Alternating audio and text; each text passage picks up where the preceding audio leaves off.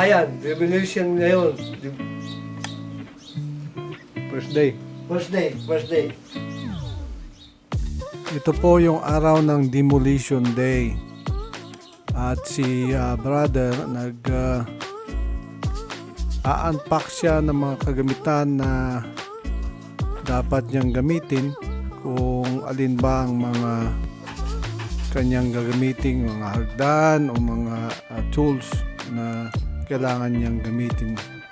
Ito po yung ating trailer na punong-puno po ng kagamitan.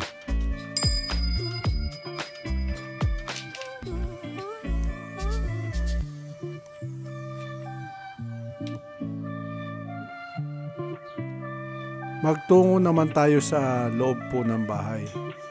Itong mga cabinet dito ay aalisin at papalitan.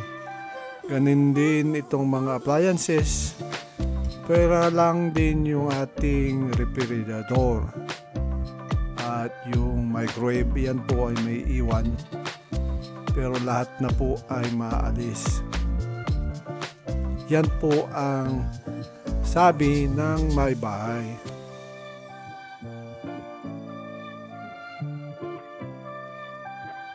Bago po mag-demolition, ito po ay nilalagyan muna ng drape na plastic para po hindi po magkakalat o kung saan lilipad yung mga alikabok.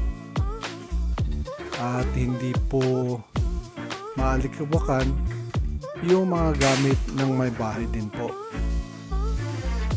Kung maaari, ito po ay sinisil na maigi para wala na pong pupuntang alikabok sa kabilang bahay o kaya sa loob ng bahay na kung saan nakatira yung may-ari ng bahay.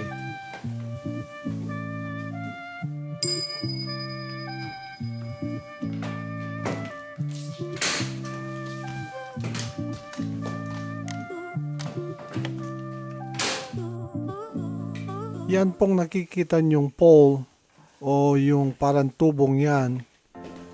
Yan po ang helper ng paglalagay po ng plastic drape. Ito po ay nabibili sa hardware store o kaya sa online.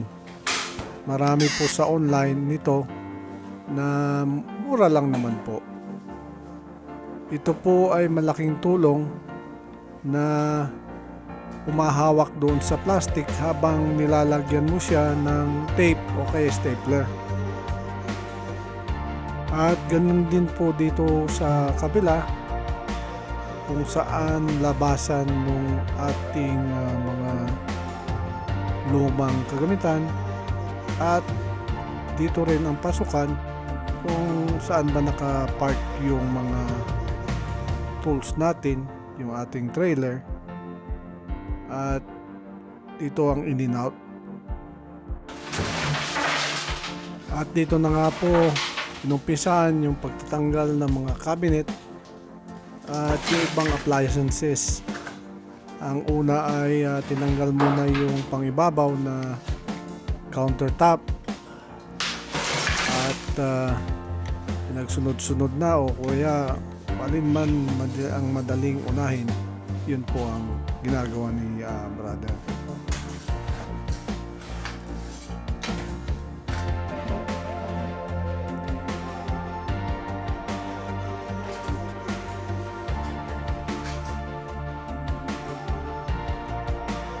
Dito naman po ay kailangan unahin yung wall na to dahil dito po mailalabas yung frigidaire.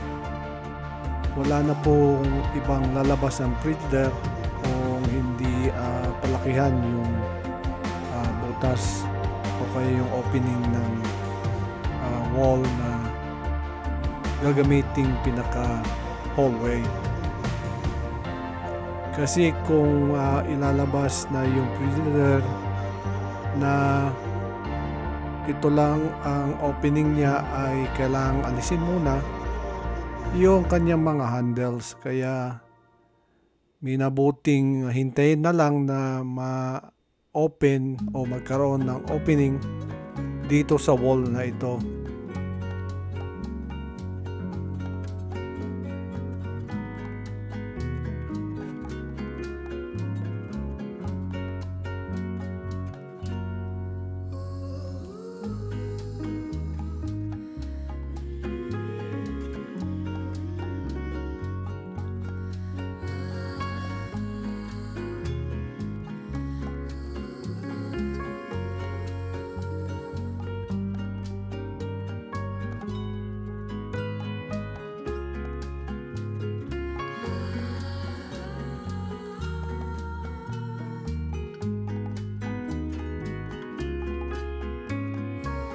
At syempre atin pong inaalam kung ano ba itong mga nakasaksak dito, kung importante bang ibalik ito o kaya alisin na lamang po ng temporary o kaya kinakailangan ba ito ng parte ng bahay.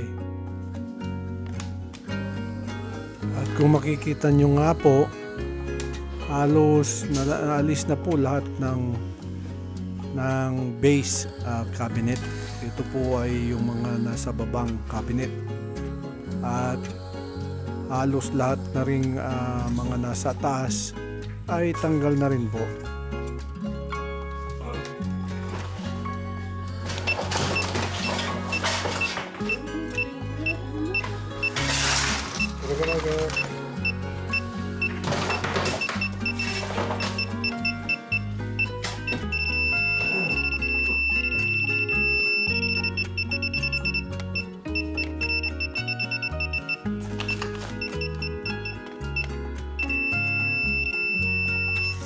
Ito po ay inahanap yung ating circuit breakers kung saan ba i-off yung breaker.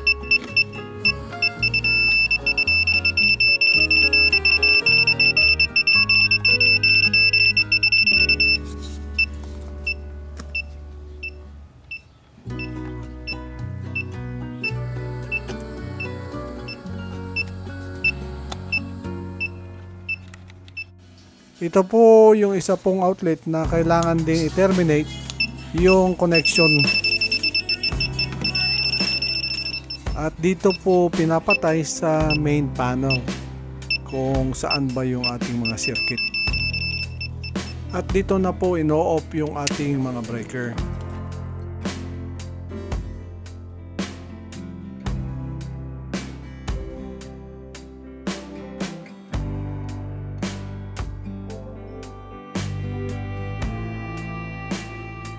At ito na po yung binuksan na opening na dito po ilalabas yung frigidaire. At ito po ay mas maluwag ng kaunti na kahit na hindi na po alisin yung handle ng refrigerator.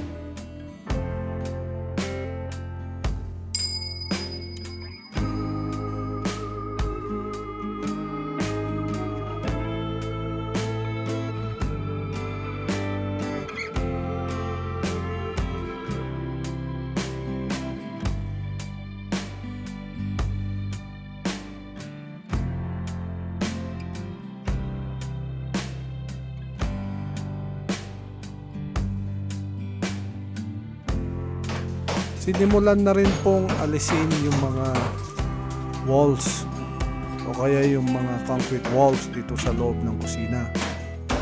Dahilan pong ito po ay lumang bahay, kaya hindi po drywall ang ginawit dito. Naghalo po drywall at saka concrete. At kung makikita nyo nga po, ito po ay makapal at wala po siyang insulation.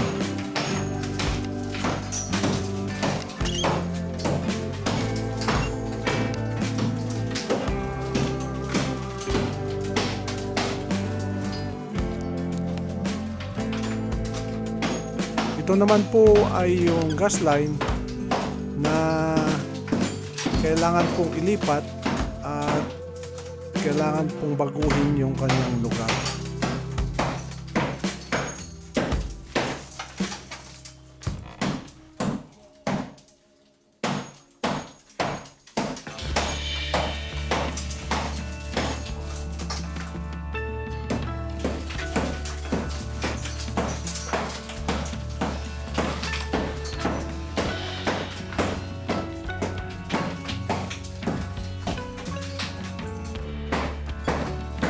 kung makikita nyo nga po, andyan pa rin po yung ating plastic drape kung yan po ang ating nagko-contain ng mga alikabok para hindi po lumipat doon sa kabila.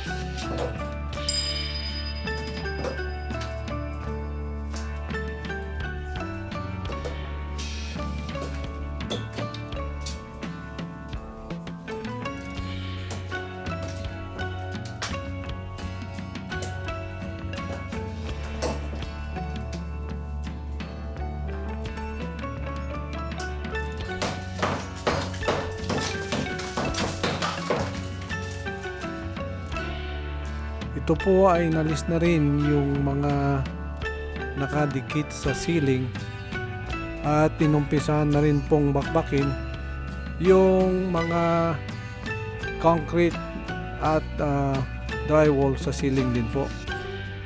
Ito pong nakadikit na mga ito sa ceiling, ito po ay gawa sa parabang cardboard na magaan lamang at hindi po ito kabigatan, kaya pwede pong idikit sa ating ceiling.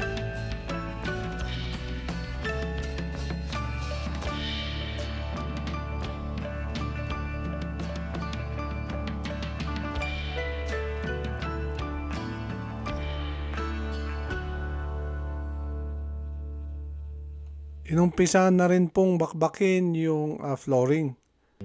Ito po ay mayroong mga bulok-bulok na po na plywood at yung vinyl ay sira-sira na rin po.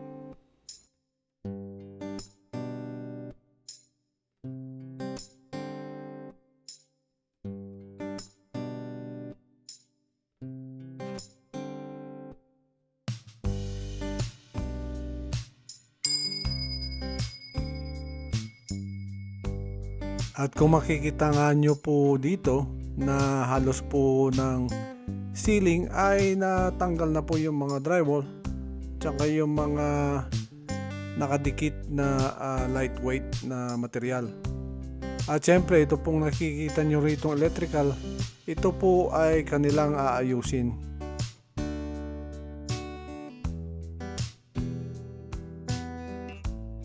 Ito pong flooring ay dati pong vinyl ang nakalagay dito. Tapos pinatungan po ng tiles. Kaya po kumapal ng kumapal. At inabot na po ng may higit 1 inch ang taas po nito. Kaya po itong kusinang ito ay mas mataas po ng mahigit 1 inch.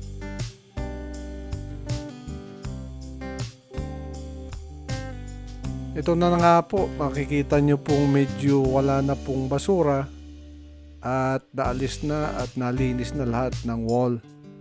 At siyempre ni-inspection din po yung ating wall kung meron po bang mga pako-pako na nakakabit pa at kailangan pong alisin yung mga pakong yon.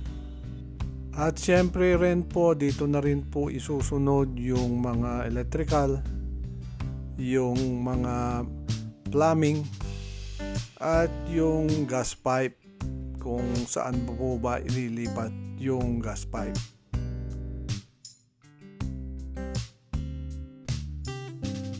Ito pong demolition day ay inaabot po itong mga hanggang 3 o 4 na araw po yata bago po naalis yung lahat po ng drywall, ceiling at saka yung mga opening po at pati na rin yung flooring. At kung makikita nyo po yung kanilang flooring, ay meron pang mga bulok-bulok po na kailangan pong palitan.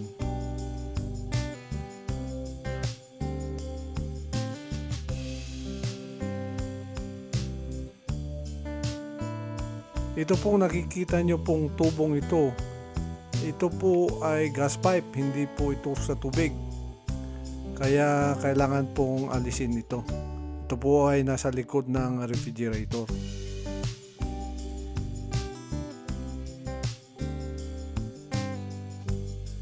At ito na nga po yung mga araw na Demolition Day at abangan pa ho yung ibang araw kung kailan po ba magkakabit ng mga electrical. Salamat po.